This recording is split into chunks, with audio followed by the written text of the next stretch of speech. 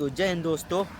तो आज हम बात करने वाले हैं इस वीडियो में उत्तर प्रदेश के मुख्यमंत्री सुश्री बहन मायावती के बारे में। वो क्या थी, क्या कर रही हैं और क्या करेंगी। तो सबसे पहले आपको बता दें कि वो यूपी में 4 बार मुख्यमंत्री रह चुकी हैं और जो कि बहुत कमज़ोर परिवार से आती थी, दलित परिवार से और दलित समुदाय से आती थी। वैसे नेता का कोई जात नहीं होता है, ना कोई धर्म होता है, वो सबके लिए होता है। तो सबसे पहले अब मैं बता दूं कि उनका जन्म 15 जनवरी 1956 में हुआ था, जो कि दलित समुदाय में हुआ था। तो उनका लाइफ बहुत ही स्ट्रगल था और उनको बहुत मेहनत करना पड़ा इन 4 बार मुख्यमंत्री बनने के लिए। भाई आप समझ सकते हैं, यहाँ उन लोग बीडी से लड़ने के लिए इतना मेहनत करते हैं। वो तो खैर मुख्यमंत्री थी। तो आपको बता दें, समझ ही सकते हैं आप लोग कितना उन्होंने स्ट्रगल किया। तो गठबंधन टूटना, पार्टी पार्टी इधर से उधर हो जाना और विपक्ष का तानाशाही, और ऐसे ऐसे बहन जी बहुत करके अपने पार्टी को बनाई और फिर जाके उन्होंने मुख्यमंत्री धरा। लेकिन सबसे पहले जो थी दलित वर्ग की महिला में, सबसे पहली ऐसी महिला थी जिन्होंने मुख्यमंत्री पद को 4 बार संभाला है।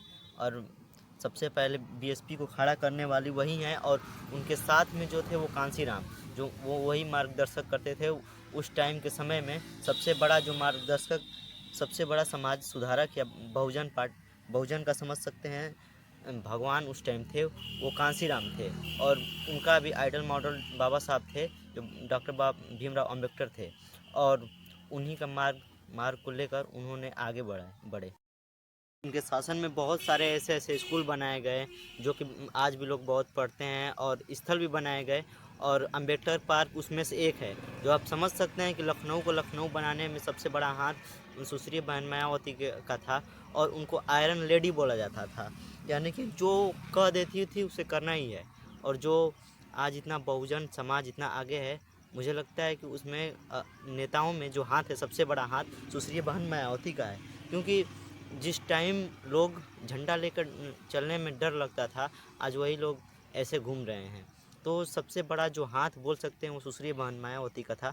और जो सबसे बड़ा SC/ST कानून, जो SC/ST कानून होता है, उसको बड़ा करने का भूमिका भी उन्हीं को जाता है।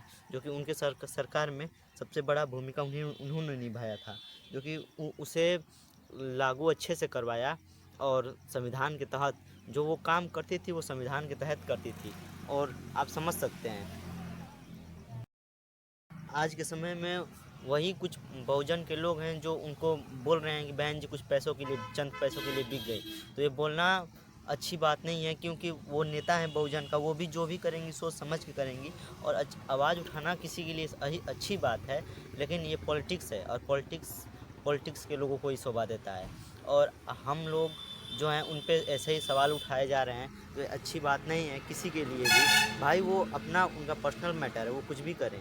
और जो सरकार है उसका आज तक देखें कोई भी सरकार बीएसपी को टारगेट करे नहीं, क्योंकि बीएसपी ऐसी मौका ही नहीं दिए आज तक कि जो कोई भी उसे टारगेट कर सके।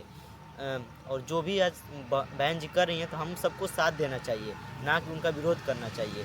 तो यही हम सबके लिए अच्छा होगा कि उन जो बोल रही हैं बहन जी उसके साथ करें और कानून को हम अपने हाथ में ना लें। तो यही सबसे अच्छा रहेगा, हम हमारे लिए भी और सबके लिए भी।